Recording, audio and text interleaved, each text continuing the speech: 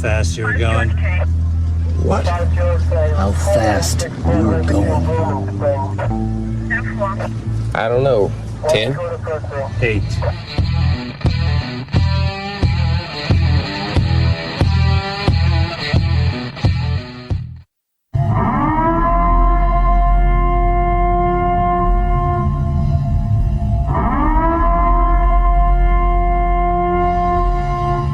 Be advised, this is an explicit podcast, so if you're easily offended, get your panties twisted into a knot. Turn this off before you get butthurt and mad, start to cry, have to run to your safe space. All opinions are those of the host and his guest and do not reflect the opinions of any government agency. Welcome to MOTORCOP Chronicles podcast. I'm your host, Iceman. This is going to be a different one on Sunday because Holstera is here. We have a guest also, Natasha. She is a avid listener, we'll say, and she's going to ask us some questions also. So, We would call her a super fan. She Hell yeah. She is in, I can't say great state. She's in the state of Washington. she's behind enemy lines also over there, and but she is here. Say hello. Hey guys, how you doing tonight? I hope you got us some questions. Hell yeah. So, everybody can hear. Holstera. Yep. Okay. Yep. Everybody can I hear. hear you guys just fine now. All righty. Well, now let me start off with one first. Now, for both of you, what was the best thing a civilian has ever done for you while you were on duty? Go ahead, take that, Iceman. Well, what you scared of? The truth. I did work in a college town. So. I guess the best. I don't know. I never had any. Many moons ago, I got. Y'all excuse my sinuses. It's yellow season, which I mean they got the pollen blowing around like crazy out here, so I'm a little nasally, even though I took medicine. But this was, 20 plus years ago. I was before the department I originally worked for even had motors. We had there's a bar fight. There's this sports bar type thing, basically a bunch of redneck power drinkers and stuff like that. Got caught. We were always getting called over there. Were you talking about back then? There was like 4 or 5 of us that worked the entire parish. So backup wasn't nowhere as close. Got called. I used to ride dinosaurs. Yeah. Yeah, I had a T-Rex, but he couldn't pick nothing up with his little arm. Just small arms dealer. But I'm about to mute him right now. And anyway, I got dispatched to a bar fight, and I got there, and it was this female jumped on this male. Well, I pulled the female off the male because she was the aggressor. Well, when I pulled her off of the guy, her mama decided to get involved, and her mama jumped on my back like a spider monkey. I pulled her mom off my back, so now I'm here by myself fighting 2 females in a bar full of people. And I was about to just start spraying everybody in there. And right when I reached and pulled out my pepper spray, because I was about to close this bar down really quick, and the big old bouncer guy, this guy was ginormous. He was probably 6'7", 400 pounds. He grabbed the hold to the little female, because when I threw her mama off of me, the bitch jumped right back on me. Like I said, she was like a spider monkey. So he basically held her down so I could get her daughter cuffed and everything. So, I mean, I think that's about the only time a civilian backed me up. So I think that was probably the best one. I mean, besides people buying you food or giving you something to drink or something, that's probably the most helpful. Yeah, that's a gimme. Yeah. Well, I actually got called in the office the next day over that by the chief of operations because this woman had bonded out of jail and filed a complaint against me. What? Yeah, and I walked into the office. And this is in freaking like 90s now, late 90s. I walk into the office and he looked at me. He's like, "What happened to you?" Because she had one time when I pulled her off, I had 3 claw marks from her nails from my hairline up here all the way down to my neck down here. Just 3 of them all the way down my face where she had just taken skin off. He's like, what happened to you? I said, that woman last night in that bar, which kept jumping on me, I pulled off, she scratched me in my face like that. And this will tell you how long ago this was. He's like, I said, I'm sure you saw the charges. He's like, I said, nah. And before you ask, yes, I already took Polaroid pictures of it. That's what we used to use, the Polaroid camera, the Instamatic Polaroid cameras that shot them out. I said, I already took the pictures and turned them into evidence and stuff like that. But he was calling in to bitch me out because she said that I used excessive force and all kind of shit on her. When he saw my face, that whole investigation ended right then and there. It was done. Excessive force. Isn't that always what they come up with, that you use excessive force? Oh, yeah. Oh, that's the new thing, but it wasn't always. Well, force is, as you hear people say all the time, when law enforcement uses force against somebody in any type of arrest, force is not pretty. People, this isn't the movies. We're not all, trained martial artists that have practiced fighting with the other person before we do it. So it's not pretty. Force is never pretty when you're doing it. And a lot of the general population, civilian population, don't realize that when they see it. Yeah, and we have a use of force matrix as well that allows us to escalate as needed. Did you ever have to escalate it? Have I ever had to escalate? Yeah. Yeah, I've had to escalate quite a few times. You go straight from, hey, how's it going, to gunpoint real fast. It depends on whether or not they're complying. Yeah, you can skip them. Ours is like officer presence, verbal commands, soft, open hand. Then you can go to impact weapons or freeze. It's either or.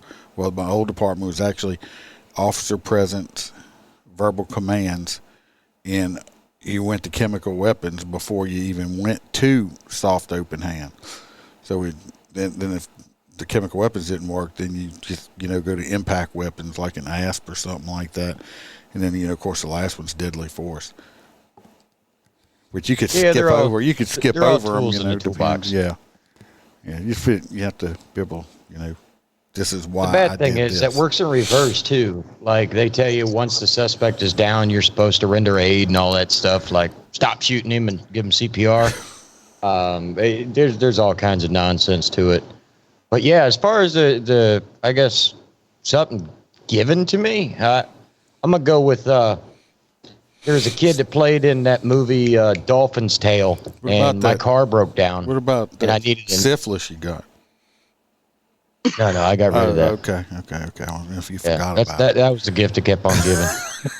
But my car had broken down, and I needed another one. So I was cruising through a neighborhood, and I noticed there was a car that was always in this guy's driveway. And I walked up, knocked on the door. I was like, "Hey, man, what are you going to do with that car? Does it run?" He goes, "Yeah, it runs." He goes, "But I'm flying out because I got to go make this movie." And he goes, "Give me $700. You can have it, buddy." So, I got an SUV that lasted me and the wife like 2 years for $700. He could have sold it for a hell of a lot more. Did you check the VIN? Yeah, of course I did. Yeah, it wasn't stolen. Okay, I'm just checking. And it was funny because I actually sold it to a scrapyard years later when it broke down for almost double what I bought it for. Holy cow. Yeah, so. We won't say how. Well, that's just like that bronze cheetah I have in my front yard. We won't say actually how much we found out it's worth, but I'm coming to get it. I went to a medical call. This old lady ended up passing away. I was actually holding her hand when she died because it was the son-in-law there. He had to go out. He went out to get the ambulance and fire department, and she died while we were waiting. And she had a do not resuscitate. And we were walking out afterwards. This was a very large house. The son-in-law and her daughter were both veterinarians. And she was a professor veterinarian, and it was dark at this point, and it scared me. And it was this big bronze cheetah, and I was like, "Geez, the thing scared the hell out of me. It's life size and shit." It was dark, and he's like, "Yeah, I got to get rid of it. My wife tripped on it and cracked her head open, and she hates it. Wants me to get rid of it, and I just got to get rid of it." He said, "My kids don't want it or nothing." And I was looked at it, and I said, "Were you just giving it away?" He's like, "Yeah." I said, "I'll take it." Well, it was too big to put in my police car, my unit, because it was too long. The door wouldn't close.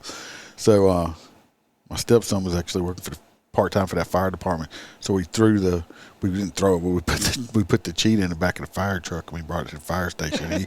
He brought it home in his personal pickup truck next morning. Well, when he was down here this last time, he was looking at it and talking about, well, he Googled it and pulled it up, and we saw how much it was worth, and it was like... It should not be out front. It should be in a house. It's like, holy shit. It's like one of only two in the world. You could buy a pretty nice used car with that one. I kept joking with him because I was going to take his convertible, throw that joker in the passenger seat, and just drive on home with it. And the cheetah. Yeah, it's still there. and believe it or not, Bam was like, "You can bring it home, that bullshit trash and stuff like that." And I'm like, it turns out it's worth something. Yeah. Crap. Y'all keep talking a minute about something, and because I said I don't know if Bam's home yet, and the people are showing up with the food already. All right. So y'all Now, ask them a question. Holstera, since you're in Florida, what was your worst encounter or funniest encounter with somebody on bath salts? To be 100% honest with you, I don't believe I've ever ran across somebody with bath salts. In our city, that wasn't the epidemic. We had the fake weed that makes people act fucking stupid, like they're on LSD. But basically, it speeds them up. The fake weed does, and it's more like a cocaine infused, and they get really hot and very energetic, and then just start taking off their clothes and laying in the middle of the street. They're usually not combative. They're usually very nice, but they don't understand why their body keeps getting so hot, and they're trying to take their clothes off. So that makes for a naked call. Oh yeah, no, I've had hundreds of naked calls. Hell, I was actually a naked call myself once when I was a teenager. How did you accomplish that one? Well, basically, I was drinking underage at my sister's house. She's having a party. She didn't know I was drinking. And I was drinking Jaeger bombs. Her boyfriend was feeding me Jaeger bombs. Well, at the time, I was an athlete in high school. So, I mean, I was a runner and everything like that. Well, suddenly I had this urge to run, except for it's Florida, so it was really hot. So I just started running down the neighborhood, which is, it's not like it is now. It was all dirt road. You could fit 2 semis down this road, and it's in the middle of nowhere. Like, nobody would have seen me. So I started running down this road and stripping my clothes off. Next thing you know, for the first time in my entire life, a police cruiser rounds the corner and hits me with the spotlight, and then lights it up. And he goes, and I'm like, "Yes, sir. How can I help you?" He goes, "Young man, where the hell is your clothes?" And I'm like, "I got hot, sir." And he goes, Get in the car. Where do you live?" I said, "Well, I don't live nowhere near here." I said, "I was at my sister's house. She's having a party. I was sneaking booze." He goes, "Okay." So he walks up to my sister's door and knocks on it. And of course, my sister opens the door and sees a deputy and me standing there just covering my junk. And she goes, "What in the hell did you do?" And I was like, "I stole some of your alcohol." She goes, "I'm going to tell mom and dad and they're going to whip your ass." And the deputy goes, "Well, sounds like it's taken care of. Y'all have a good night." And just left it alone. Oh, man, you got away easy. Oh, yeah. It was crazy. That was a crazy party. He said it would just been a short report. Yeah, it wasn't cold that night. Okay. Well, Now, Iceman, same question for you. What was your funniest run-in with a tweaker or somebody on bath salts or fake pot or stuff like that? I've had a few. I think the guy really wasn't funny. We got distracted. We got a call. I forget why we got called to the place. But anyway, we get there, and this dude, he's whacked out. He's high. He has warrants. He's a weirdo. He's a little bitty fella, too. He had like this long goatee with like a braid that came way far down. And it wasn't even his hair. It was somebody else's hair, and he had it like ponytail clipped in there. And Now you've got me intrigued. yeah, it was like so he like put somebody else's hair and stuck it on his goatee. Well, while me and my partner, we were motors this time. I was full motor uniform, tall boots and everything. Well, we're sitting there dealing with him. We had him. We had him face down on the ground. We're getting ready to cuff him or something, and then this girl comes out the trailer, and that's what we call trailer park sexy. Little daisy boots on, little crop top, butt cheeks hanging out, and all that stuff. And we me and him looked at her and went, "Huh, look at her. She kind of this trailer." Is that the girl who pooped herself? No, that's another one. We were looking at her. We're like, damn. Then I said, we looked down and he wasn't there no more. And we looked up and he's running across the yard.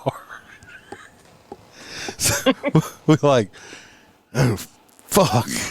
So here we are. Neither one of me or the partner at the time are runners either. Well, good thing he was high and everything. So I ended up catching him across he crossed the road, jumped the ditch, and was in some other yard. So I caught him probably about 100 yards away. Cuffed on. We were on motorcycles. We had to get a unit there and transport him.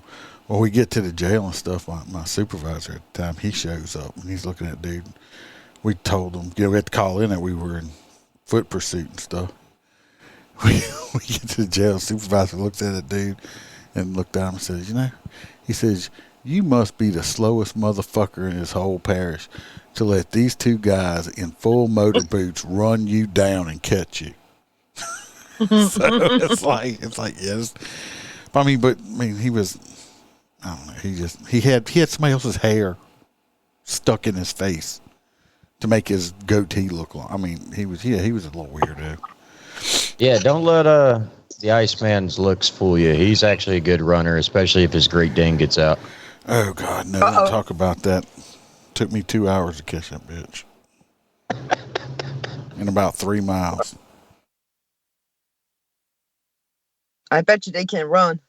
Oh yeah, They're damn horses. I ended up having to. She slowed down so I can actually tackled her like at a football. I was in the mud. Oh, I was madder than hell.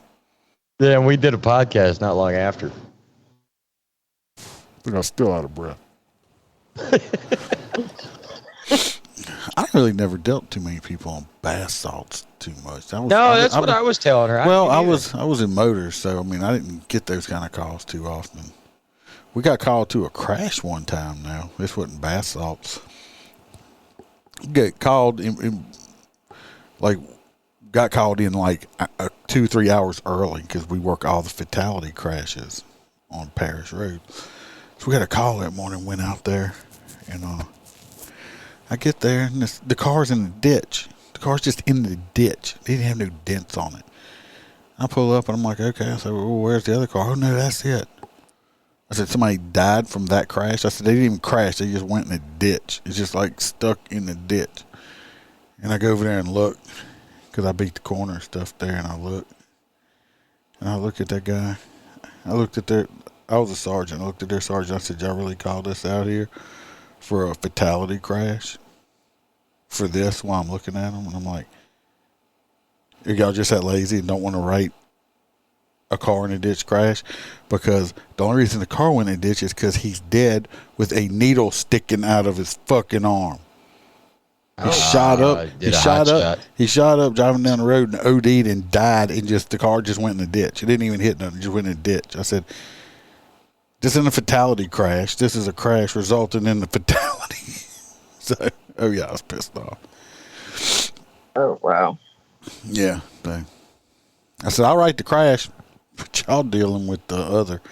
Because with something like that, when you have stuff like that, the way it was, they're going to have, somebody's got to go to the autopsy and all that stuff. I'm not grossed out about it. It just takes a lot of time.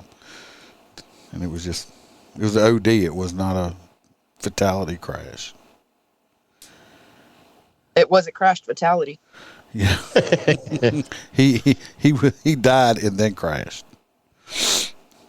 We had one, we had a guy, we thought the crash killed him.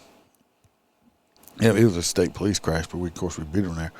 But this guy had run a red light. This is 2 major state highways. He ran a red light, crossed the state highway, went straight into, there's a big old Walmart, went into the Walmart parking lot from the main road. Y'all know how big Walmart parking lots are. He went all the way through the parking lot and then hit the building. Jesus, without hitting anything else? Went in between the big safety poles they have up front and hit the building. And, we first was like, it was an impact, but we're like, man, couldn't find out. The dude had a heart attack in the corner. Said he died. It was like one of them Widowmakers. He had a heart attack driving and died before he ever crossed the road.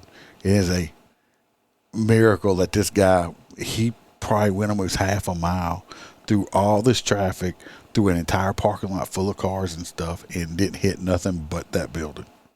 That's the true definition of Jesus take the wheel. Yeah. Oh, shit. I mean, it was crazy. If you could see, it was like half a mile, and he did. Through a parking lot, a Walmart parking lot full of cars, people walking around, and didn't hit a person, didn't hit a car or nothing. He definitely went out with a bang, didn't he? Yeah, and he refused to sign the ticket too. So, just refused to sign. Probably got a now, warrant. what's the biggest problem down there in Louisiana with as far as drugs goes? Probably like everywhere else right now. It's the heroin, fentanyl, heroin, and fentanyl. Yeah, we got some kind of fentanyl down here. It's supposedly like 10 times stronger than your normal fentanyl. Well, they got a pink fentanyl that's out that's super deadly. But fentanyl's bad. I mean, they said the problem is, a lot of people probably gonna say, I can't believe you're saying this. They wanted to fight the opioid crisis, right?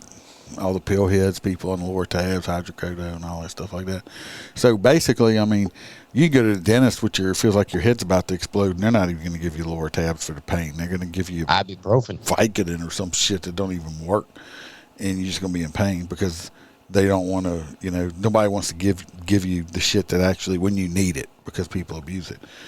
But all they did was all the pill heads. Since they can't get the pills no more, they just switched over to heroin and Suboxone strips and fentanyl, and they're not used to it. And they're getting hot shots. They're taking too much, and ODs are like double, triple to what they used to be. Yeah. So they just seeing that down here. Narcan on you? We don't carry Narcan now. Now, that's where we get into my opinion on the matter. I think me and Iceman's talked about it before.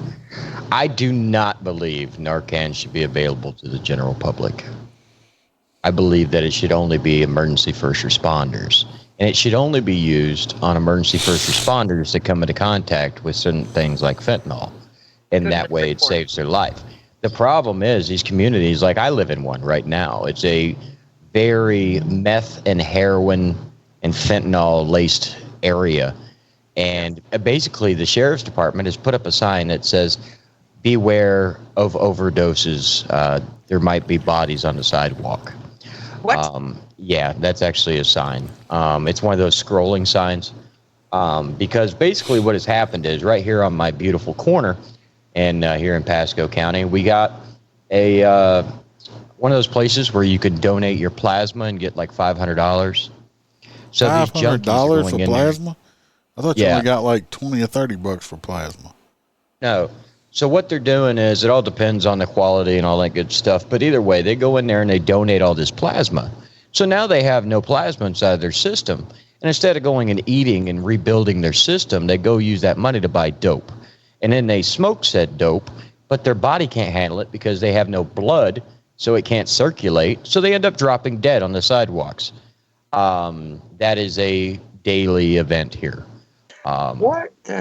Yeah, and we'll get more into that as we progress into next year. But yep, it's pretty damn bad. And what I'm saying is they keep overdosing because they just get Narcan and released. I'm a firm believer, and if you stick a needle in your arm, you know what the chances are. Exactly. And we should not be risking lives and all this shit to save somebody who does not want to save themselves. I'm sorry, but that's my standpoint on it. I told the Iceman, I work at a gas station at night alone on a highway. And I had one like maybe a month ago, maybe 6 weeks ago. And she was actually doing fentanyl in the bathroom. Jesus. Yeah, they love And her going boyfriend got upset with her over something, and he happened to tell me what she was doing in my bathroom. I flipped my lid. It was just about a week or so after I watched that video of that cop that overdosed on fentanyl accidentally when he touched it. I think that was in Florida, wasn't it? Yeah, I think so. And I remember it. I lost my shit on her. I just lost my shit on her. Well, yeah, because see, if she put it on the back of the toilet seat or something like that, and you go in there to clean the toilets and you're not thinking about it, and you accidentally touch the back of the toilet or flush it, and next thing you know, you're laying on the floor dying of fentanyl. Or, you know what I mean? Well, I hope she would use gloves when she was cleaning her toilet. Well, that's why I Well, switched. yeah, but we don't really have good gloves. We only get the food preparing gloves. Oh, We God. don't have the nitro gloves or anything like that. So therefore, it's a possibility. Plus, I got pretty big hands. Those gloves don't really fit me right. Right. So it could touch me somewhere. Yeah. Right. Well, I don't know if you've But ever... it's a bad problem we got up here. It's mostly that fentanyl now and the, what's it called again? The meth. Yeah. They actually call the city I live in Tweakerville. Well, we can thank the no border protection that we have, because the cartels are making a fortune right now bringing all that shit over. Oh, yeah. And if you've never seen somebody get Narcan when they're ODing, Stand back. when they come back, because they go from like you think they're dead to wide fucking awake and pissed off. They are pissed off because you done fucked their high up now. And a lot of times once they're released from medical care, they right back on the street go get their high back, because they wake up Over mad. here, they don't even take him anymore. They don't take him anymore. I told you right here. I think it's 2 grams that they're allowed to carry on their person without getting arrested, without anything at all happening to them. That's completely insane. Yeah, that's Washington State for you now. That's a freaking felony They here don't in even take him Louisiana. anymore. They check up It on is him. here, They give too. him the Narcan. They don't take him no more. So, I was told by EMTs not to call him anymore for shit like that. Jesus. Yeah, that's a felony to have that kind of drugs on you, period. Yeah, you're looking at serious time down here. Yeah, no, they can't do anything about it anymore. Well, forgive me if I'm saying this wrong, but isn't like Washington State, or is it just Seattle, that has like the highest suicide rate in the United States or something? No, it's the entire Washington State, but they say that has something to do with the weather up here. Right, it's depressing. Yeah, it's very. Oh God, it's very. Tell me about it. Yeah, that's where it's like. Well, I mean, that's where y'all have all them vampires, because they can go out in the sunlight. Well, according to that movie, what's that movie with the vampires? Blade? Huh? No, not Blade. Blade? No, the one they had a whole bunch of them. I don't know. It was some vampire movie. They were in Seattle or Washington, because it wasn't never sunny up there, so they could go outside. Okay, so it's overcast. Yeah. But I mean, that kind of explains the drug use. I mean, if you're always depressed, that's got a good playing to it too.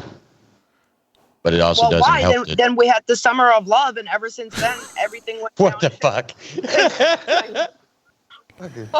Don't you remember the wonderful Chop Zone or whatever it was called? Yeah. Yeah, it's a summer love, just free barbecues and drugs. Yeah. Oh yeah. Oh yeah. Well, that was was it the governor beautiful. or the mayor of the city, or whatever, wouldn't let the cops go in and take it back? Right. Yep, it was both of them 'Cause- actually. It was that fucked up mayor, and then it was the governor too. Because they could have went and took it back if they were And that- allowed to. Oh, they wanted to, but they had to stand down. They were trying to burn down the precinct. Yeah, that could be handled too. But it goes back to my old saying, and I think I said this was it last night? Wednesday. Anyway. Wednesday. Yeah, I bet, dude, as a tax man, I'm here 7 days a week, so it doesn't matter. So, fire hoses work. You open a fire hose on somebody and shoot them halfway down the block, they'll get the point. And they're clean now. You helped them with hygiene. No, what Yeah, a lot of them need it. what no they're doubt doing about that now, one. they're going to start issuing teddy bears and Rice Krispie treats and chocolate chip cookies. Well, yeah, I mean, could you take the beanbag shotgun and attach it with teddy bears? No, they're not. They're taking the beanbag shotgun rounds, and they're taking the beanbags out, and they're putting confetti and glitter in them. Hey, So glitter it'll- coming out of a shotgun. It'll make everybody happy and sparkly. But then blind. you got to be really careful because now you can be sued for glitter bombs. Remember? We'll get arrested. Can you really? Well, them two girls got arrested for. Exactly. Bro, I mean, they were attacking that dude. I mean, they attacked him, and they used the chunky glitter. They didn't use the fine. And they Food even grade. broke into his house and kept glitter bombing him. I still want to know more about that. That's so weird. I just want to know if they were going to catch Precious. No, they ain't. I'm hiding her. She's answering your Well, phone. we already figured out why Precious went under. Was it? It's really simple. Freaking Bill Clinton kept calling her because he woke up next to the monster Hillary. Wrong podcast, but that's funny as shit. Yeah, she's like, Precious, like, yeah, Bill, stop calling. Click. Stop. Monica. It's like, Well, there was like hellacious stories coming out of the White House talking about how like she used to beat Bill's ass all the time. she does look like a dom. Oh yeah. I could see her. I could see, it's funny as shit because you remember that picture inside of Epstein's house with him, with Bill wearing the dress? I didn't go there with you. That was your own trip. Oh. I didn't go to Epstein's house. That was you Dude, were it's by only yourself. like 3 hours away from here. Oh my. Oh my, you didn't just go there. I mean, it really is. I'm in Florida. It's like, I didn't go to the island, though. No, I hung out at the house. So, what else you got for That's us? a joke. Well, Iceman, you used to be on patrol instead of being a motor cop. What do you prefer Oh, and why? motors, Vroom, of vroom. course. The main reason, well, I get, It's a big especially black when I woman. was, Love you. especially when I was younger. I mean, I do get paid to ride a motorcycle. So that's first of all. Second of all, I love writing tickets, and that's one of my main jobs. And third of all, I have a Monday through, well, the department I work for, not all departments are like this, but the two I've worked for, I have a Monday through Friday job. My old department, I used to work from 6 a.m. to 2 p.m. Now I work 7 a.m. to 3 p.m. in the afternoon. So I have good hours. I'm not on shift. I'm not working every other weekend. I'm off on holidays and just like When the courthouse is closed. whenever the courthouse is closed, I'm off. And so the schedule is fantastic. So Gotcha. But Holstera, it- how about you? To put it this way, he has a beautiful Harley Davidson at home with like 0 miles on it because he gets paid to ride the agencies. So, yeah, I was looking at that thing. I'm like, what is dirty? He's like, oh, yeah, no, I'd never ride it. I got my, patrol bike. I'm like, yeah, that makes sense, actually. Well, I've done a couple jobs. I've worked PDs. We did DHS contract work. I definitely prefer the PD work. I did some gang task force type shit, and that was fun because you're part of a specialty unit. When you're a specialty unit, you're not quite patrol. You had a very close knit team where either everybody got along or the one person that didn't is gone. Because when you're kicking doors in the 3 a.m. on no knock warrants, the last thing you want to do is have the guy want to be shooting you in the back. Well, you don't do that no more. Now you got to wait 30 seconds. No, I'd never be waiting no 30 seconds. Let me tell you, we dealt a lot with the lower income areas and stuff like that. And I like the gang task force shit, but dangerous. I mean, back then I didn't care because I was just, I felt like I was 6 foot tall and bulletproof. And then it took me losing 3 zone partners in a year. And that did it. And so I do taxes now. Yeah. Well, you might get shot for that one too now. They have a really bad luck because I require anybody that works with me or for me to carry a firearm at all times. So, yeah, this would be the equivalent of robbing a gun store. That wouldn't be advisable. Yeah, Florida's Certainly not. pretty liberal with their gun laws like we are. Yeah, we're a gunshine state. Southern states are way more liberal with their gun laws. Yeah, how about that? I've never talked to anybody from Washington. Is your gun law strict up there?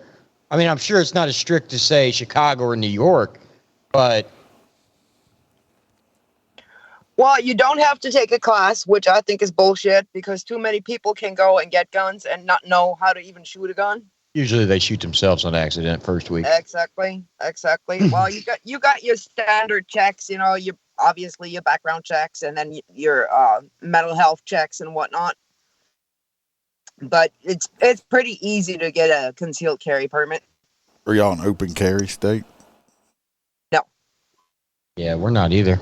We have open carry cities, but even inside those cities, all it does is make the cops fuck with you all day. No, we're an open carry state, and most of the cops now. If I see somebody walking around with a gun, we don't, we don't fuck with them. Yeah, but like when I went to New Orleans, I was like super sketched out because obviously I was profiling because I carry a full size 45. But I know that I could have just open carried, but it was weird because you don't see anybody else doing it. Especially not in New Orleans. You can do it, but believe it or not, even in the area where I live, every now and then you'll see one person here, one person there. It's not like just most people don't do it, even though it's legal to do it. Right. Me and you've had that conversation because, say, you're inside of a gas station and you're the only one with a gun on his hip. If they go to go get robbed, they're going to shoot you in the back of the head first because you're the only threat inside the building. Well, that's why I prefer concealed. The thing, though, is, as I told Iceman, as liberal as Washington is, you're pretty much not allowed to have guns on you at all. What? You are and you're not. Like my employer, I work at a gas station at night alone on a highway. You having a shotgun? I'm not allowed to have any weapons on me or in my car. Now, is that a state law or is that a company policy? That's a company policy. Oh, okay. See, we have those down here as well.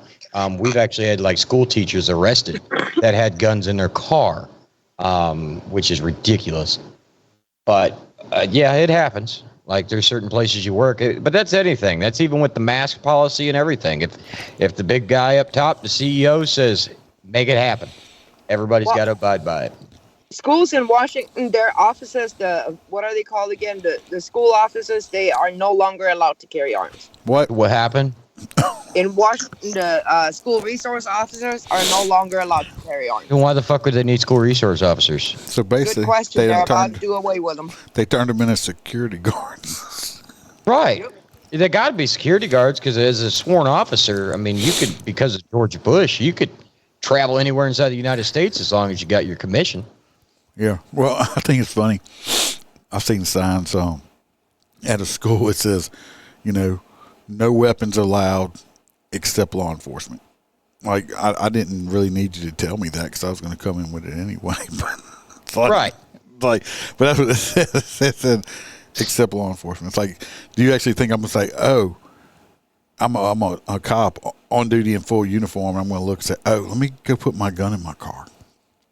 Well, I can tell you right now, when I was a rookie, I thought that I could only carry my gun while I was on duty. There was actually a situation where I was driving home in my patrol car, and I had to stop at a 7-Eleven, get me some energy drinks for the next day. I legit took my gun out of my holster and put it underneath my seat and went in the gas station. With no gun? Remember, with no gun. I had the hood down, Empty. and I was in a marked unit and fully uniform. And I walk in, and I'm getting my energy drinks, and all of a sudden, this deputy walks in behind me, and he goes, "Excuse me, son." I'm like, "Yes, sir. How can I help you?" And he goes, "Where the fuck is your weapon?" And I'm like, "In the car, sir. I'm out of jurisdiction, so I didn't want to carry it." He goes, "Put that son of a bitch back in the holster and never take it the fuck out again." Unless you get Because ready you to don't use do it. that, because you're going to get killed. You Yeah. walk into one of these places, and you ain't got nothing to defend yourself. And I'm like, okay. Well, he was a higher ranking official, so I was like, all right, you got a card on you, so that if any other deputies give me a problem, he's like, here's my card, and if they give you a problem, call me. I'm going to fire their ass. It was wild. I mean, I was a rookie. I didn't know no better. Yeah. Well, especially now as a cop, you don't want to go anywhere without your gun, you know? They Shit, actually- no. I wouldn't want to go anywhere without my vest on. They have actually policies now that, like policies with departments that require, says even when you're off duty, you must be armed. It's in the policy saying that you must That was the carry a bigger weapon. agency I was with. You must carry a weapon even when you're off duty. I mean, it kind of turns into a bitch because, like, say you go bowling, because it happened to us. I had to stick my service weapon inside of my wife's purse. Well, You know, the last thing I wanted to do was throw a bowling ball and have the gun go with it. I don't carry my service weapon. I carry a different weapon that's smaller. The Derringer. No, we're at that 380 too. You can shake Now in your- Louisiana and in Florida, are you technically always on duty? Like, Oh, yeah. If you go to a restaurant or something and something happens, are you automatically on duty? Yes, in Florida you are, because they call it the duty to act. Yeah, You are we- properly trained to handle the situation. You are required to and have a duty to act. Same thing because we're emergency first responders as well, like we give you first aid and stuff, make sure you stay alive, like CPR. If I was driving down the road and nobody even knew I was a cop, I was in my car. Let's say there was somebody suffering, say, a stroke or a heart attack on the side of the road, and I didn't stop, and somebody knew who I was and didn't stop, I can be arrested for that. Oh, Yeah. You actually have a duty to act, and that person's family can sue you for not doing so.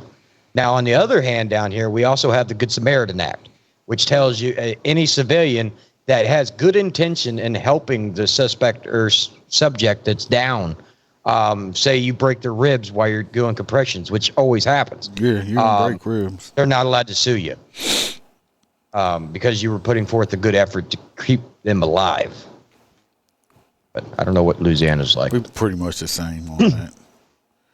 We have Good Samaritan they have to do the Good Samaritan Act in a lot of places because people that Sue were happy trained, motherfuckers. people were trained in CPR and stuff, and that actually happened. I don't know if it was here or I saw a case on it one time, 100 years ago it seems like, but somebody was in a car wreck or something. A Good Samaritan stopped and gave the person CPR. The person actually survived because of this person. But of course, they had like 2 broken ribs, which is going to happen. If you're doing it right. CPR, it looks nothing like it does on TV. You're going to hear crunching and everything. It's not pretty either. But the person lived and then turned around and sued the person that saved their fucking life for breaking their ribs. Yep. At that point, the judge should be like, "All right, let's unalive this." I don't think they got money, but that's when a lot of these Good Samaritan laws I think took effect because of that. Because it was basically going to be like people were like, "Screw that! I'm not helping. I'm not going to stop and save somebody and then get sued for it." So, yeah. Yeah, but hell, look, now we have those damn. Back when I started, we didn't ever think about having somebody sign off that we're allowed to push their car and any damage that comes out of it, can't fall back on us. And now, before I left, and the Iceman's got them too now, there's these fucking liability waivers. Oh, you want me to push your car out of the middle of the road? That's fine. Well, sign this. Yep. Because if I scratch your fucking bumper, you're not going to be able to sue me. Well, It's so bullshit. back in the day, the metal bumpers on cars were actually made out of metal. Right. Now they're made out of plastic and styrofoam. I don't remember the 60s, sir. Yeah, it was the one in the 60s. But cars were actually made out of metal back then. When you were just swimming in your daddy's ball sack, waiting to come out. Best part of me ended up a stain on the mashers. Where your hair went. Fuck off. What hair? Yeah, what hair? What's the difference in working for a PD and a sheriff's office? Oh, one's a dictatorship, the other one isn't it? It depends on which sheriff you're working for. Yeah, see, we got two completely, because that's me and him. He's a sheriff, always has been. I've always been PD for now. Well, I've worked a total of 4 sheriffs, 2 departments, 4 sheriffs. Every sheriff is different. Like me doing this podcast, still being active law enforcement. If I still worked at my old department, this would not be in existence right now because they have super, super strict policies against social media stuff. And even though he protects his face and nobody would ever get who he is out of me. This is not, and the department I work for now, the sheriff knows I do this. And we had to sit down and talk to about it and everything else. So it depends, because when you work for a sheriff's office, we work kind of like you hear in some of these TV shows. We work at the pleasure of the sheriff. He don't need an excuse to get rid of you. He can walk in and say, you know what, I don't like your haircut, you're fired. There ain't a damn thing I can do about it. Now with the PDs, most of the PDs are under civil service. So we got unions. The police chief, and I've seen it recently in Baton Rouge, the police chief can come in and fire you, and you appeal it in front of the civil service board, and they can say, nope, you can't fire him, and you can only give him a 60-day suspension, and you got to pay him. And then you got to pay him for all the back pay he done missed since fighting all of this. That's a big difference right there. Is they have PD's got civil service protection, and sheriff's employees don't. We work for the pleasure of the sheriff. He's like the man. He's one of the how many kings? 62, I believe, here in Louisiana. Yeah. So 62. Yeah, there's 62 I think we have kings. 62 parishes. And there's only one that's in charge of a jail. No. the New Orleans? No, parish. well, that's all she does. They don't. Right. They don't patrol. But the PD runs that town, and then the sheriff's office has the jail. So they elected her sheriff of the jail. And they give out hugs and candy and kisses. Yeah, and smoothies. And Care Bears. Yeah. Care Bears care. But yes, absolutely. I've kind of in the past strayed away from sheriff's offices because it seemed like everybody that I had that was a friend of mine that worked for the sheriff's office was fucking miserable. Because it was just, if the man came up this morning and goes, everybody's got to shave their head today or you're fired. Guess what? Shave your head or you're fired. Where it was with a police union inside of a large city. Shit, they fire you. You can literally just go on vacation for 3, 4, 6 weeks and come back because you're getting paid. And if you get in trouble on the street, instead of like, for instance, I don't know if the sheriff's office is like this, but in internal affairs, they call you in. Well, at a police department, if the sheriff or the police department was to require me to sit down in front of IA, I was also allowed to call my union rep, which was actually going to be the attorney, and sit directly beside me, and I don't have to answer any questions. They can fully do the entire thing through them. And usually it relates into a whole, all right, never mind. Wow. And that's not standard with the sheriff's office? Oh, no, we don't have no unions. No sheriff's office. Yeah, sheriff's office usually don't have unions. No. The minute they try to unionize, they'll lay them all off. See, like, I don't know. So why then is it that most of the time that those cops get in trouble, they're not deputies, but PD? Yes, because in a sheriff's office, if you make the sheriff look bad, the odds are the sheriff ain't even going to investigate it. He's going to shit can you. Then they'll have an investigation put forward and see if you need to be facing charges. With a PD, you can't just say you're fired. Like the Iceman says, we go now into this whole IA investigation. They do that with your union rep and all that good stuff. And I don't think that's what she asked. It's not what? I think she was asking, why do you see on the news more PD guys getting in trouble in an investigation than you do sheriff's deputies? Yeah, and Am the I right? easiest definition is the sheriff's department will be quicker to get rid of the problem child, whereas the PD really can't. And also, the sheriff, a lot of these police departments, the chiefs, a lot of them, especially like in New York and all these big cities, those chiefs are not elected officials. They are appointed under the mayor. So they're going to do, the chief's basically a puppet of the mayor in a lot of these places. So he's just, the police chief, him or her, is just going to basically, they're just doing what the mayor wants or tells them to do, especially political wise. Now, sheriffs are elected by the people, and and the sheriff himself, he don't have no city council to answer to. He don't have no mayor to answer to. He can do whatever the hell he wants to do. So he don't have some city council saying, "Oh, you have to do this or you have to do that." And if the sheriff's like, "No, well, I investigated it. We gave him a 3-day suspension, and it's done."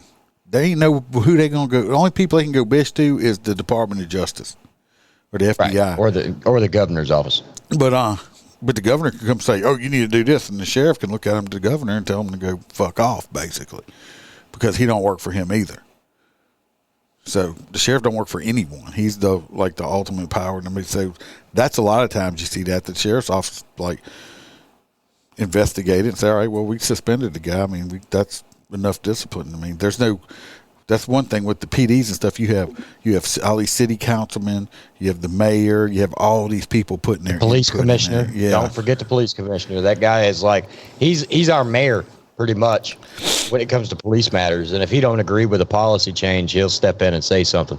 I mean, it's like that chief will fall in line. New York and Chicago and all these places like that. And the problem is you got a bunch of politicians making up the new rules and policies and stuff for all these police departments who's never put a badge on, never worked in law enforcement in their life, and they're making all the decisions for it. That's why in Chicago they can't even chase somebody on foot without permission now. I mean, by the time you get permission, they're gone. I mean, by the time I call my supervisor and say, "Hey, Joe Blow's running from me," never mind, I don't even see him no more. So basically, I used to have this thing called proactive following. So basically now, if you're in one of them areas, you just take off running. Well, just today, the governor in Washington, this wonderful King Inslee, he decided to retract on some of the police reform policies that he put in place. Because it's election season. But, here's the thing, though. The pursuit policy has still not changed. Still not changed. You need probable cause in order to pursue a suspect. Down here, you got to have probable cause to even attempt to stop them. Well, the way they define probable cause is they let bank robbers go. No, that's probable cause. They just, about a month ago, they let a bank robber go because they were not sure that this was the car. They wasn't 100% sure. They could not establish probable cause. They had suspicion, but they could not, by the definition of Washington law now, establish probable cause. See, now, in a commission of a felony like that, you have reasonable suspicion, so you could stop the vehicle. Not down there. I would highly recommend not emptying a magazine into it, but you couldn't pay me enough to work in one of them places like that. No, hell no. That's why so many cops leave. Seattle is completely understaffed. Even our Snohomish County Department is completely understaffed. That's a USB stick? Oh, this right here? I want one. Dude, that's cool as shit. I'll sit here and play with it. It's like a 50 cal? A little bit smaller. 50 cal would be way bigger. 308. But it's I think it's like a terabyte. I bought this off of Wish. If everybody, I almost forget we were recording. Have a conversation. I have a USB drive. I had taken some pictures off. It looks like a very large, realistic bullet. I thought it was until he pulled it apart. And I was like, you can unscrew it, and it's a USB, but it looks like a real bullet. That's what he's talking about. That's what happens when we're just recording audio. Sometimes I forget we're recording. Yeah, you got to remember, me and Iceman talk to each other for like probably 2 to 4 hours a day if I'm not doing taxes. So, like, we're used to just holding conversation, shooting the shit nonstop. I think you called me Daddy and answered one time because we had a drive-by in where I work at. Nobody was hit, and but we were looking for a suspected vehicle, and of course I don't know if they found. I think they ended up finding it after I got off already. I think I heard someone on the radio, but Giggity. yeah. So it's pretty much the time. I don't answer. I don't like to answer Holstera later in the evening times. Oh, shush. He knows he's not allowed to call me. That's a text. Yep. And if you don't answer, I'll just text him again and again and again and again. Eventually, he'll text me back. Put him Learn that. Put him on mute. Put him on mute. You got any more questions you want to ask? I just had one. Darn it. How come what's the Holstera is so difference attractive? What is the difference in policing, except for people hating you now more than ever, between when you started it now? Oh, God. As far as techniques go, as far as laws go. First off, you can never beat a Crown Victorian. Those cars, you could beat them to death. If you got in an accident, you survived because it actually had an 1.5-inch steel beam going through the door all the way to the pillar. So it was like an entire roll cage. Yeah, I mean, the Crown Victoria. Either the P71s or the P73s, those are the safest models. The regular mom and pop Crown Vic, that don't have any support in it. If I'm not totally mistaken, his is a P73. Yeah, that's a detective's car. That'll be the one without a light. If it has a light, it's P71. I love my little car. Anyway, that's evolved. You probably remember back when they had the old square body Caprices.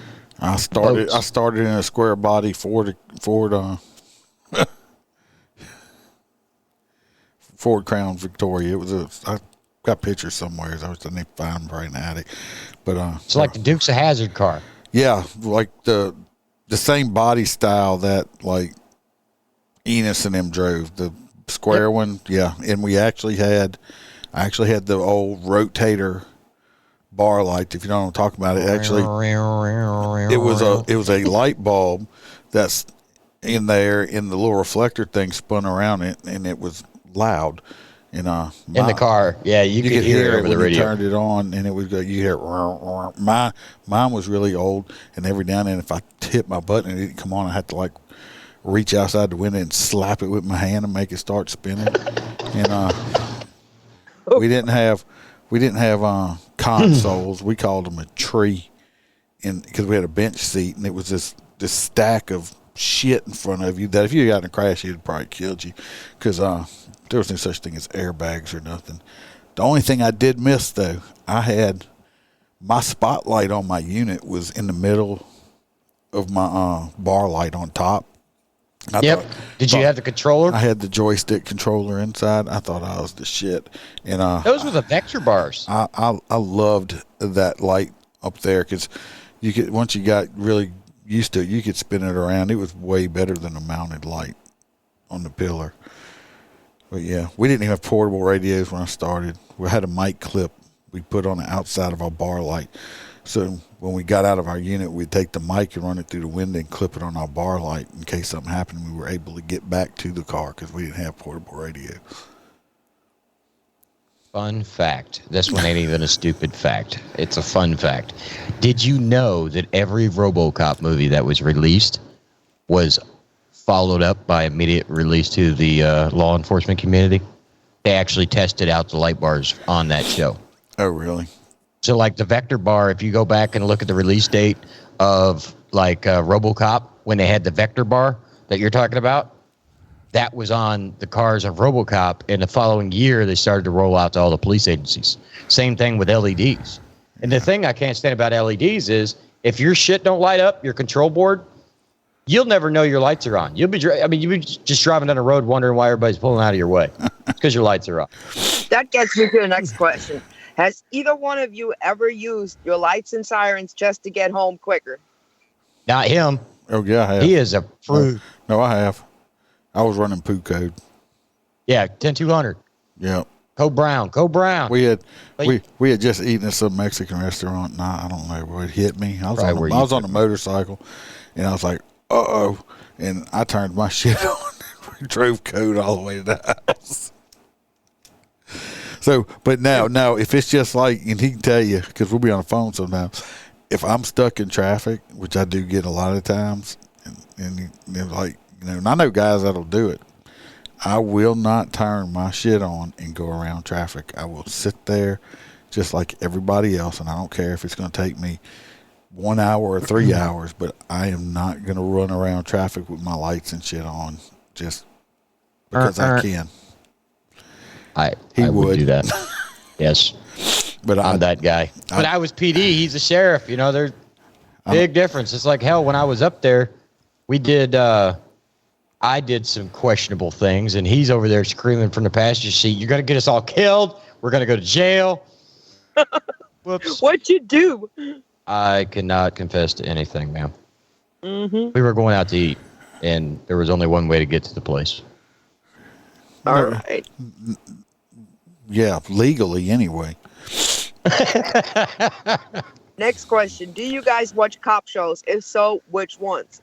Only live PD. I watched Cops as a kid, but now that I'm older, looking back at some of the older episodes, there is terrible officer safety skills, and all of them shows. The officers are not doing what they should be. What do you think? I did not watch live PD. And I got rid of my cable. So really the only cop show that I watched when I still had cable was I liked NYPD, not NYPD, Blue Bloods. I liked Blue Bloods. Oh yeah, with Tom Blue Bloods, Selleck and Yeah, I still watch that. I used to watch they still making it? Yeah. and I did watch Chicago PD, the trilogy with the Chicago Med. Fire. I watched Chicago Fire, And I used to watch those, but other than that, like the actual like Cops, or when I was a kid, I used to watch Cops. You know? Yeah, you love Chips. You've talked about that before. Well, yeah, that's why Dragnet. he's a MOTORCOP now. Right. But like live PD, I tried, and I'm like, no, I just couldn't do it. It's just, Well, It See, was my too city- much jumping around for me. No, see, it was hilarious because I'm in Pasco County, Florida. You know, the hot spot on live PD. So basically, I was just watching to see which ones of my clients were going to jail that well, wasn't night. you on live PD, or you thought My you? house was on live PD, yeah, because some dumbass like broke into a car across the street from my house, and within minutes they were busted because I had them on recording. Because all these tweakers think my shit's fake, and I've got umpteen security systems. You got like 300 cameras on your house or something. I don't know if it's 32 or 64, but there's a lot. I have cameras for watching other cameras. That way, if they're ever destroyed, I know how. Why do you need so many cameras? Because I live in the white ghetto. Oh, shit. I'd say it's time for moving, huh? Nope. Stay right where I'm at. My voting base. You got anything else?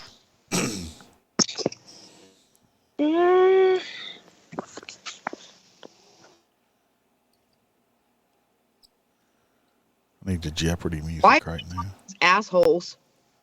What happened? Why are detectives such assholes while the regular patrol guy is not? That's not fair. No, it's not. It depends. I know A some lot of them do it detectives for their that jobs. I know some detectives that are cool as shit. Hell, I've eaten lunch with some of them recently out where, you know, I work now. I mean, in my old departments, I mean, hell, some of the detectives out there I help train now when they were rookie cops. I mean, so some of now they do have some guys, they become a detective and their heads get too big for their badge.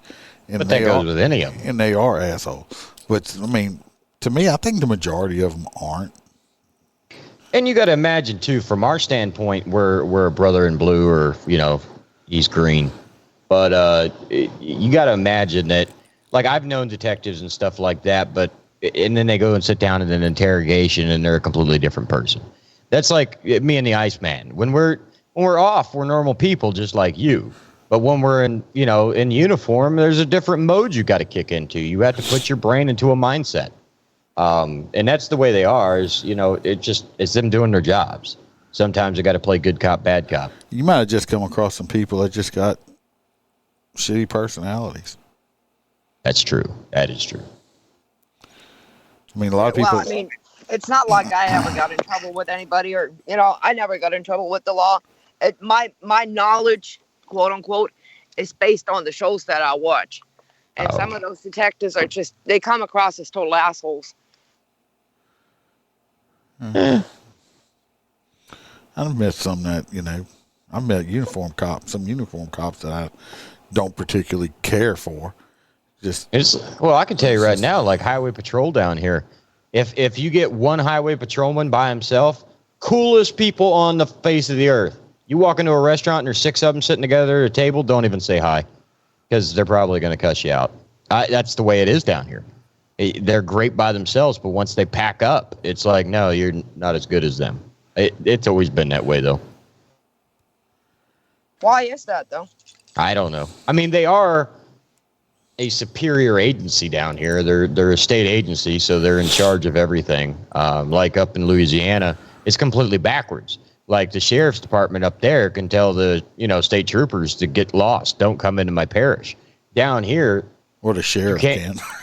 Well, yeah, the sheriff can, but down here ain't like that. The state troopers are actually a higher ranking as far as FDLE is considered, Florida Department of Law Enforcement. They work directly for them, and they answer only to the governor. Well, the state troopers here answer only to the governor. It's just the sheriff has, he'll make a call and then can do it. But pretty much, I've only ever come across a couple state troopers in my whole career that were just total pricks to everybody, even other law enforcement. And, I've met a few of them. And they've got that reputation, and some of them aren't troopers no more, or they got moved to other places because they were told not to go back in certain parishes and stuff like that. Right. So it just depends. You got, like I said, you got assholes in everything. Oh hell yeah! There's even assholes that work at Walmart. Come on now. I mean, you could go to McDonald's, and the burger guy may not like the fry guy because he feels like his job's more important because he cooks hamburgers and the other guy cooks fries. And the McPossum guy thinks he's above all of them. He is, because the McRib is fucking delicious. The McPossum, it's made out of possum meat. Now, Iceman, I got another one for you. You talk about funeral escorts quite a bit. Yeah, that's one of my main jobs. Okay. Who gets a funeral escort and who pays for it? Well, in the 2 parishes or counties like y'all have, the 2 parishes I have ever worked in, no one pays for it because we do it for free. It's a taxpayer. Yeah, it's both the sheriffs I have worked for, well, all the sheriffs I've ever worked for, has always said that is the last thing that we can do for that person. And that citizen, yeah. And we're not going to charge their family for that. So that is done, by on-duty people. Both department I work for now, same way. My old department, we had a bigger motor division, and if we only had one, let's say we only had one funeral that day, there's a good chance you could have 6 to 8 motorcycles on that one funeral. And we've had so many people, they would call the sheriff and just loved it because they made their family feel special, feel almost presidential with that many motorcycles on it. But no, they didn't charge. Now, city agencies. I mean, they got city agencies around here that they'll charge $100 per motorcycle to do those funeral escorts, and they have policies inside the city where you're not allowed to come inside the city without an escort. So a citizen can request a funeral escort? Yeah. What? Wow. Where I work at? Yeah. Oh, where I work at, both places, whenever the people go there and make their funeral arrangements, if they have to, if the body needs to be transported anywhere, they don't even have to say. And now, if it's going into from where we are into Baton Rouge City, they'll have to schedule something with Baton Rouge City to the funeral home takes care of it, and they'll just add it to the cost of the funeral, but they'll have to pay when they go into Baton Rouge City. But if it stays in the parish, the funeral home will notify the agency, and then that's it. I can kind of echo that. Our state of Florida is just like Louisiana. They pretty much cover the last cost. I've ran many of funeral escorts, but we always did it in our units. I mean, it sucks a little bit, but the reason why we do it down here, I think it's his definition is a hell of a lot more romantic. The reason why we do it is because a funeral procession can be a clusterfuck. Because some people don't know if they need to stop for red lights. Some people don't know, that they can go through it and stay with the convoy. It causes all kinds of headaches all over the entire city. It'll, close down entire roads. So with our help, it helps them get it done. And yeah, it's a real thing. I can't tell you how many people stop at the red light while we're providing an escort. What about that fake cop y'all got down there with a motorcycle that does escorts? Yeah, that crazy nut. He deserves the hot nuts. I honestly, I kind of have a double-edged sword on that. Now, if he's running red and blues and shit like that and identify himself as a police officer, yeah, he deserves to go to jail. But from what I understand, because he is a security officer in the state of Florida, he is allowed to ride around armed on a motorcycle. There's nothing that says that's they not have to what they're drive getting marked him patrol for. cars. When he's running the escorts, he's holding traffic lights and doing traffic the way he don't have the authority to control traffic that way. But under federal law, the only person that doesn't have to stop for a funeral is the mailman. That's it. If you go through a light during a funeral procession, you can't write him a ticket. So he was just he was just doing traffic enforcement. But for a city that wasn't going to do it for him, I personally don't see a problem with it. But it wouldn't be the first time we've had a difference of opinion. So, but yeah, we don't. Now, whose decision is it if a fallen officer gets a memorial or not? Oh, the families Jesus. or the departments? They all get memorials. What do you mean on memorial? Like the type of funeral they're having, or yes, after? Yeah, funeral they're having. if you die on duty, it's a full-fledged honor. Oh yeah, they'll have all kind of stuff. You'll have thousands of cops from all over the entire state. Sometimes, like we've even had county Mounties or the Canadian Mounties come to our funerals down in Tampa. Yeah, we've had Canadians and New York cops and all kind of stuff. Sign of New major York, respect. actually, You're showing your your pride for your brother. I don't even know if they still have them, but I think this guy in New York that came down, was two of them. That was actually their job, was to attend Law enforcement funerals. Funeral in line duty. Yeah. We actually had 2 here in the last 2 years, and it might have been because of COVID, but we had 2 here in the last 2 years that did not get one. Well, see, if me and the Iceman have had this conversation before. That's like the COVID is one thing because nobody can guarantee where you contracted it. I think he's talking about they didn't die of COVID, did they? Were they murdered? No. One was that officer I told you about, Shoop, who was tragically killed by his FTO. At first, they thought that the suspect hit him, but then they found out that the FTO actually hit him. Jesus. And yeah, that was a horrible, horrible story. And the other one was he was on duty too, and he got lost at sea trying to rescue somebody. Yeah. Well, yeah, they both deserve a funeral then. Yeah, neither one of them got one. They probably used the whole COVID thing because we had some a guy go down. We went and did their funeral, even though it wasn't as big as it would have been because of COVID. But most cops will show up regardless. So, I would. So, I was there and stuff like that. But no, he was talking about the whole. If y'all listen to my End of Watch episodes at the beginning of every month, lately had a lot of COVID deaths. They classify them as on duty deaths. I understand why they're doing them like that, and there's a good chance they did contract it on duty. Nobody knows, but my opinion is the reason they say they're on duty deaths is because that way the family gets more. They get 100%. They get 100% of their death benefits that way. If it's classified on duty, that's what that is. Now, what is the amount of death benefits for a cop anyway? It all depends on the agency. Different agencies, different retirement systems. I worked for one that was $10,000. That's it? Yeah. That's a shame. Definitely wasn't worth it for a guy that had kids. I'm worth more dead than I am alive. I'll put it that way. That is true. His wife is going to be a very happy woman one day. She's going to be sad when I'm gone. Now, as a cop, do you have to retire at a certain age, or can you stay indefinitely? No, I've seen. Me and him have talked about this before. Not what was that? What was that here. town that little old black man worked for? He's been a cop for like 80 years or some shit. He was he still alive? That's the one that died. He was like 82 or something like that, still in uniform. Me and him have talked about it off air, not recording that. Because like I said, I can retire in 3 years.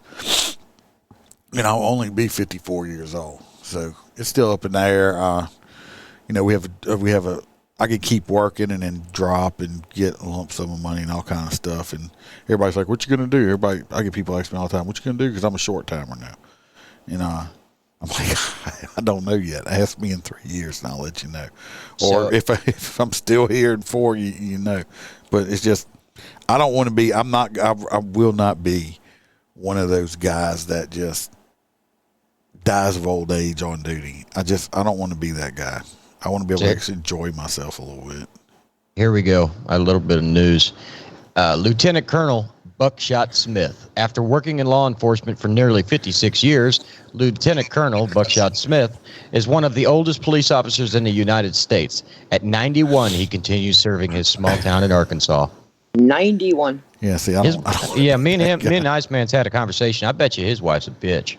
he just don't want to go home and be with her. Well, she's probably dead by now. I mean, he might be on his 5th. You never know, man. You know how cops it's like, but yeah, I can understand though, because me and him have also discussed this. It's like, I've been doing this, freaking almost 30 years now. It's like, that's all I know how to do. And then I think you see a lot of suicides in retired cops after they're done, because they don't know. I was going to say that. What's the average length of time after they retire that they kick the bucket? They don't know what to do themselves. You put public service your entire life, and just now you're just a normal, regular civilian now, and it's like it's hard not to be just a regular civilian, right?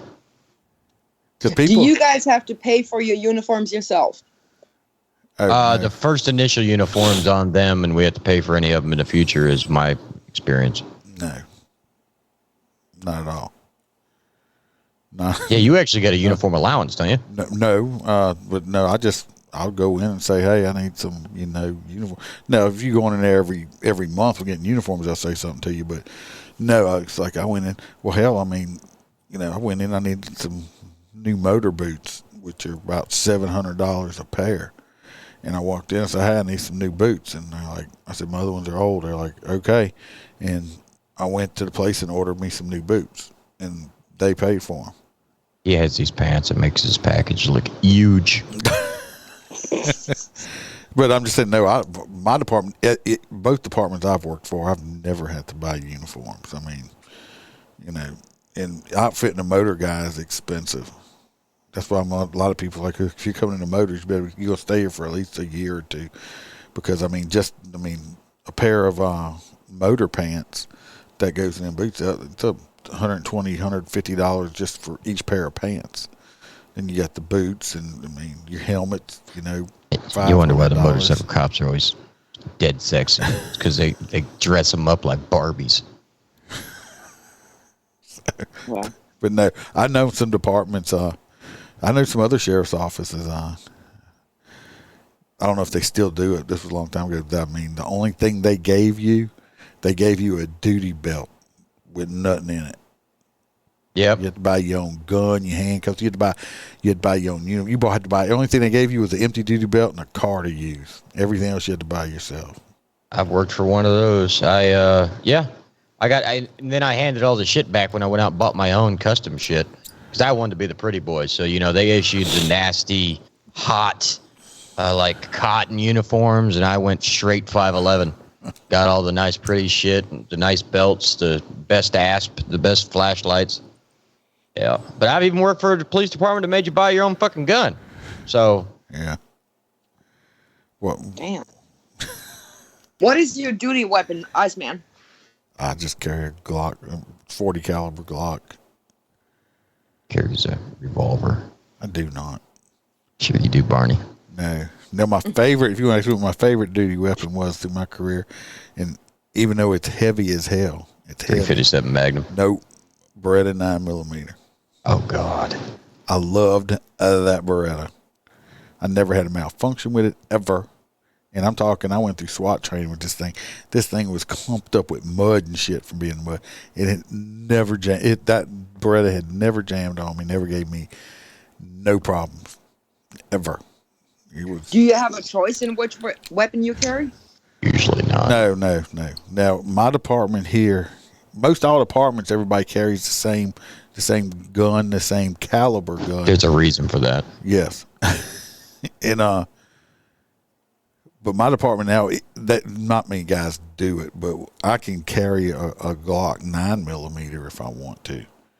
But we don't have very many guys that carry. I don't know if any of them carry 9s, but you have to buy, a lot of females. You have to buy that yourself, though. They issue you the 40. Everybody has the same gun, same mags and everything else. So. But like I said, there's a reason for that. If we're all pinned down and I'm out of ammo, you could just fucking fling me a new mag and I can keep going. Yeah. Or if you fall in the line of duty and I'm running low on ammo, I can pick up your ammo and keep going. Yeah, I can. Everybody else's magazines will fit everybody else's guns that way. So. Oh, okay. That makes sense. Now, you may not want to answer this question, but what do you all, in all honesty, think about female cops? Not doing it.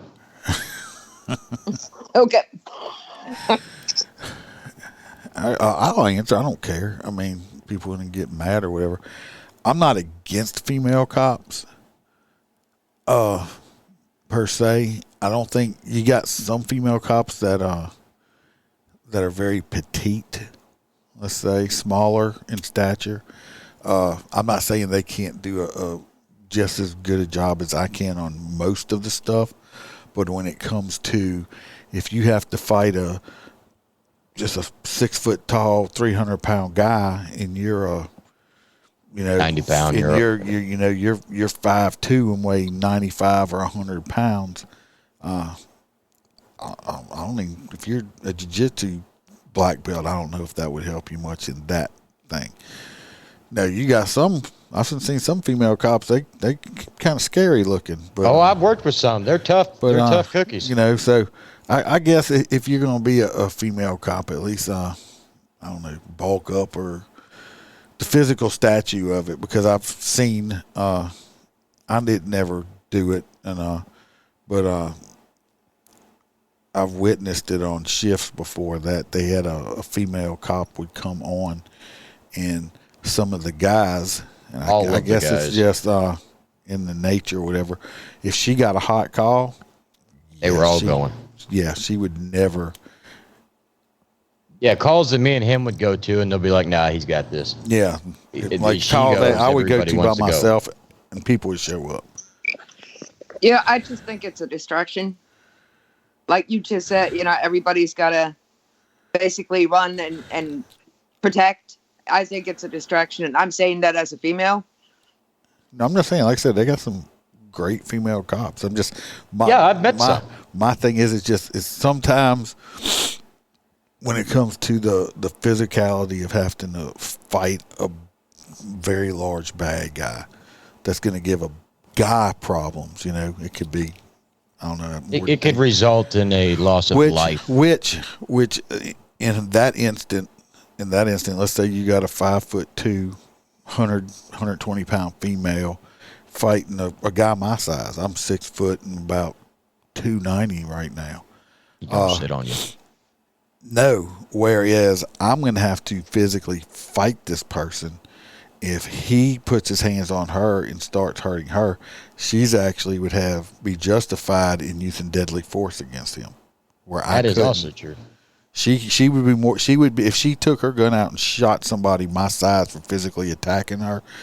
She would be justified in doing it. Be a clean shoot. If I did it, I'm going to jail for murder because it's not justified. I mean, if we're just in a physical altercation, he's not grabbing for my gun or nothing, but she would because of the difference in size.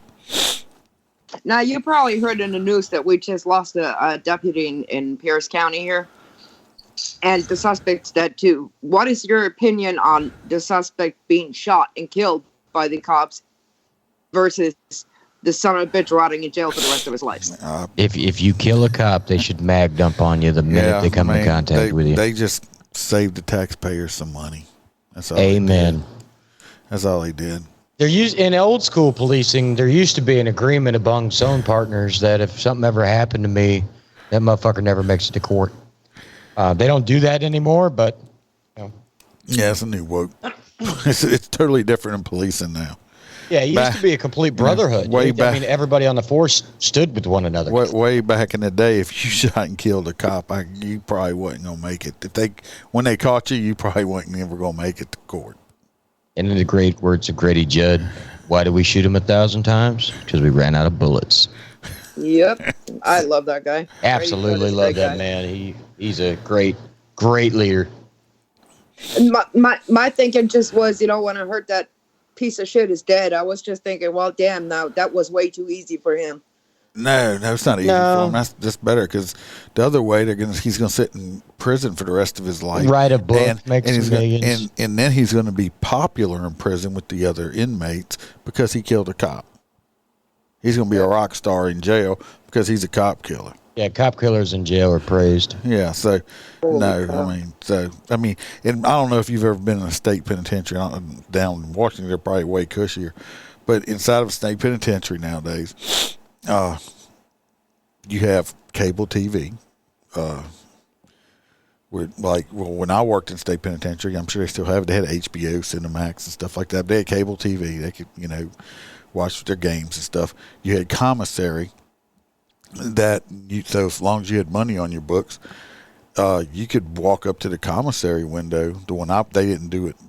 It was like a store that was there. That was open from like 3 hours, 4 hours a day, and you could walk up and you give them, they'd scan your name or whatever, and as long as you had money on books, you could buy microwave popcorn. You could buy the little soups that you put the hot water in. Holy cow! They're not ramen in noodles. camp. They're in prison for ramen noodles. You got to pay out the nose for it. Yeah, it's way more expensive. Like ramen isn't no 99 cents like it is in the store. It's like $5. But hell, you could even buy pints of Bluebell ice cream and shit.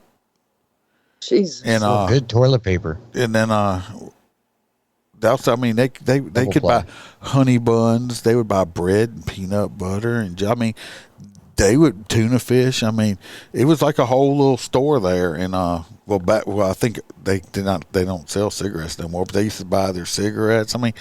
Basically the only thing they didn't have in prison is you had somebody telling you when you have to wake up and when you have to go to bed at night, and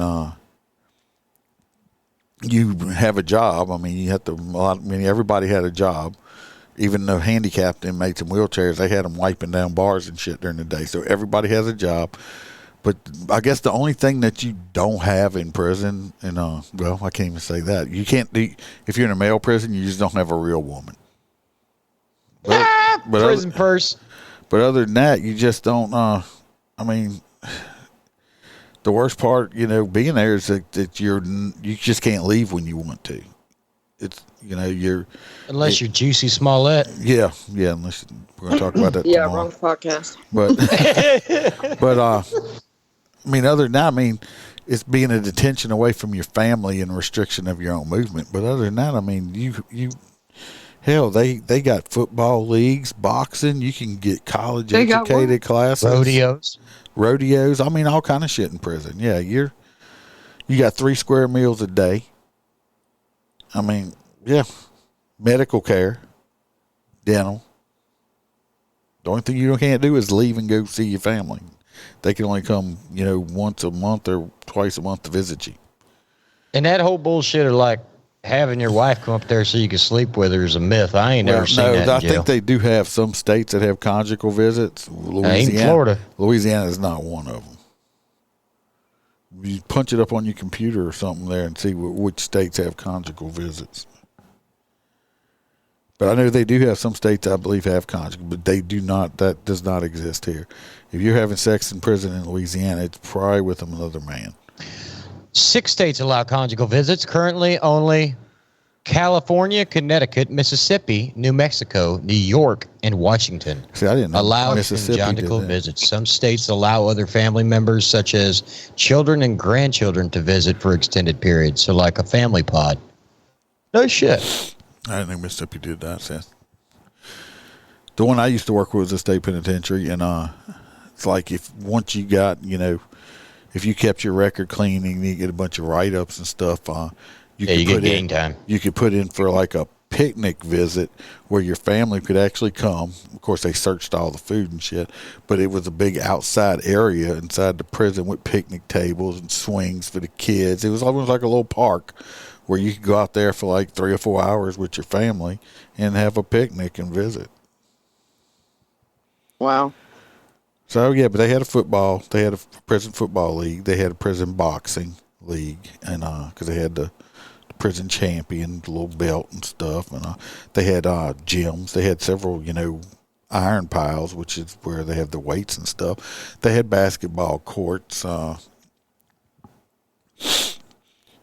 There's lots of functions. There's college classes you can take. Betterment courses, church services. It's basically it's its own little city there. Like I said, the only thing you can't do is leave and go visit your family. So I have a unpopular opinion, but I'm going to give it to you anyway. I believe that inside of a federal penitentiary or any kind of jail, they shouldn't be allowed to work out. They shouldn't be allowed to have... I agree with you on that. Yeah, they should feed them very good. I think that they should feed them ding-dongs, ho-hos, Well, Twinkies. some of them are eating ding-dongs. Yeah, I know. But I think they should be eating like that all day long. They should be eating big, fat, triple Whoppers with Burger King, whatever. Yeah. And then no workout. Well, I agree with the whole workout thing because, trust me, I work in there. You got guys that go to prison getting 3 squares a day and stuff like that and can work out all the time, and they come out bigger. And they're super predators. Bigger and in better shape and stronger than when they went in. Yeah, they should all come out like roly-poly-oly. If you don't give them diabetes during their term, it shouldn't be okay. Well, we are at the 1.5 hour mark. Yeah, and I'm still at work. Yeah. So, y'all hold up a minute. Don't hang up. We're going to close it out. Appreciate everybody coming listening. I didn't say everything in the beginning. If you're still here right now, go ahead and like and subscribe. Of course, we're on YouTube and Facebook. We do live shows on Wednesdays, news reports. And Saturdays. On Apple, go write me a 5-star review, and if you write it down, I'll shout it out on air. And other than that, I appreciate everybody listening. I really appreciate Natasha. Sorry you guys couldn't see my beautiful face. Y'all aren't missing anything. And remember to stay safe out there. And remember Smile, to 'cause the Iceman could be behind look, you. don't be appropriating my sayings. Get your own. Smile, because the Iceman can always be behind you. Love